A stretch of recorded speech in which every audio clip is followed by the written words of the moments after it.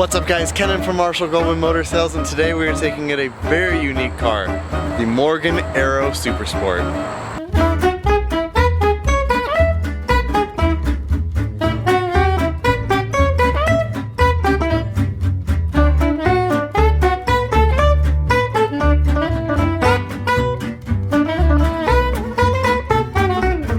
So where to begin with this car? Well, the Morgan Aero Supersport is the convertible version of the Morgan Aero Max.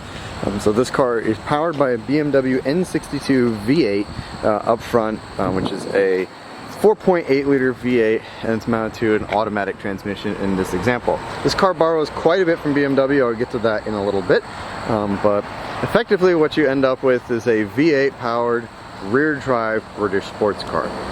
So once you have the, I'll say bonnet because why not, it makes sense on latch, which is frankly easier said than done. You open it up, you get a look at the V8 power plant under there.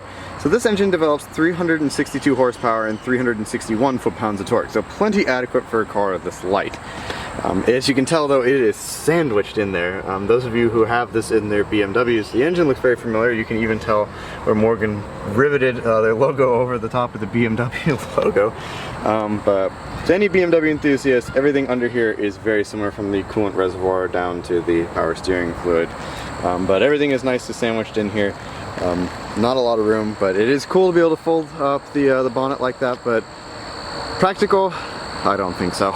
So before you even step in this car, there are a number of quirks to look at.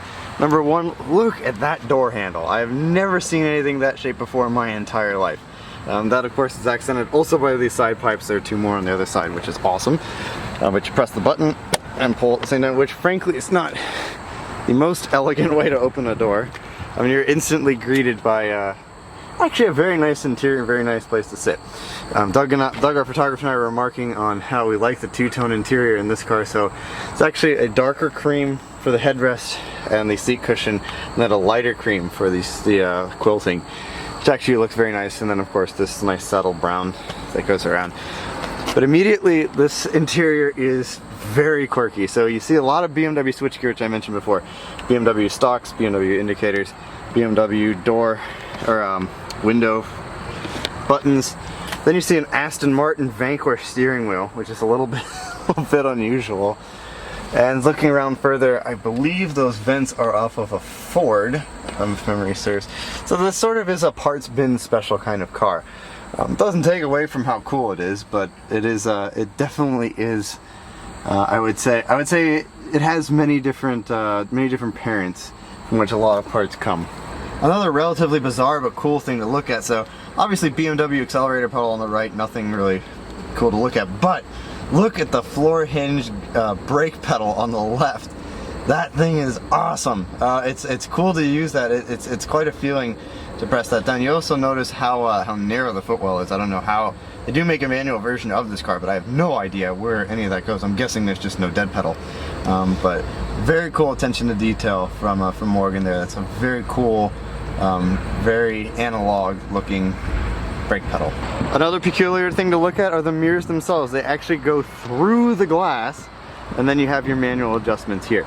And it's important to note, so this metal is a brushed finish, which appears nowhere else on the car. Everything else is either a different brush finish or it's a chrome aluminum like that. But kind of a bizarre feature. And then the mirror shape themselves, they're very teardrop-esque. I don't know if that's from another car. It kind of reminds me of the BMW Z4M mirror outer shell, maybe? But cool nonetheless. More quirky things to look at on the outside of the car is that it has 3 windshield wipers, which is an interesting solution to a problem of having just 2, I guess, because why have 2 when you can have 3? In the rear, in addition to this sort of weird looking rear end, sort of boat tail inspired rear end, and sort of Ferrari 575 Zagato with inspired taillights, you see 2 lights down here. So one is for the brake lights, and this one is your reverse light. You don't have one on both sides. When you hit the reverse, only one of them lights up, and it's that one. So in case you've ever wondered what sort of boot space do you get in a Morgan, well, here you go. It's actually quite a capacious trunk. It's actually very deep, again with this beautiful quilted leather. I wish I could describe to you guys how it smells in here. It's really lovely. But it's actually, like I said, very deep. You can fit my whole arm inside of here. So not a very deep trunk this way, but certainly has a lot of depth vertically. So again, looking inside this car, you get a vast array of bizarre things. So all of your warning lights are up here. There are some still located on the dash, but the majority of them are located up here. Then you have all of your buttons. So here's your AC button, your light button, trunk button, start button, fog lamps, defrost, and hazards. So it's kind of cool to see them laid out like in sort of an old school layout to have them that way. But it is a little bit bizarre because, and then the fan speed, which I like, is over here. It's labeled in dots, which is a little strange, and it moves nice and smoothly. Whereas on the other side, if you look at the headlamp switch, you have very distinct, nice clicks. I do have to say, as far as tactile feedback goes, those are very nice. Alright, so we're gonna get to the sound portion of this video, but I wanted you to see, so when I turn the key to position 2, all of the colors that make themselves, that appear. So you got your yellow check engine light, which goes off when you turn on the car. You've got the green starter button. I'm not wearing my seatbelt at the moment. So you have that. It's a little strange, but we'll go ahead and press the starter button. That is the nicest sounding N62 I think I've ever heard. It will be positively imperceptible on the camera, but this car actually has, oh, you can see it a little bit there. If you look closely, this car has a heated windscreen, similar to a lot of cars of this era, so it actually has little fibers that go through it that heat it. Kind of something I didn't expect to see on a Morgan. Okay, so we'll give it a couple of revs here.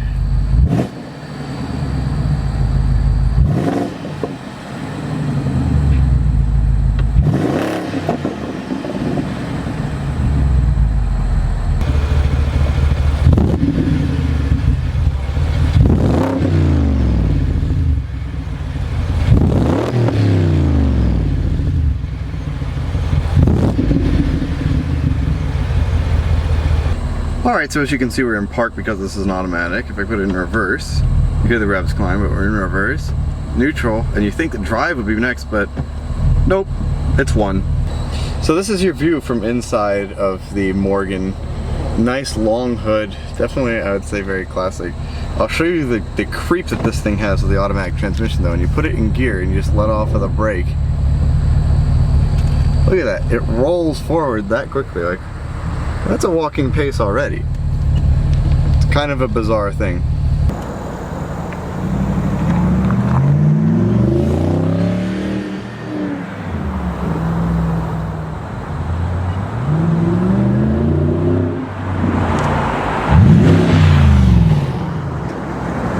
So to sum this car up then, bizarre? Absolutely. A whole lot of fun?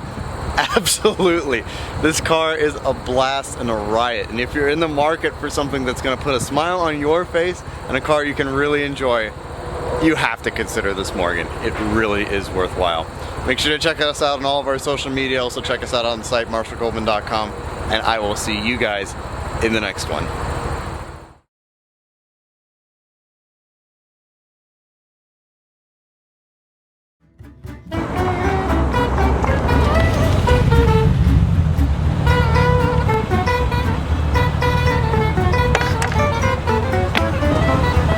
I still love this car.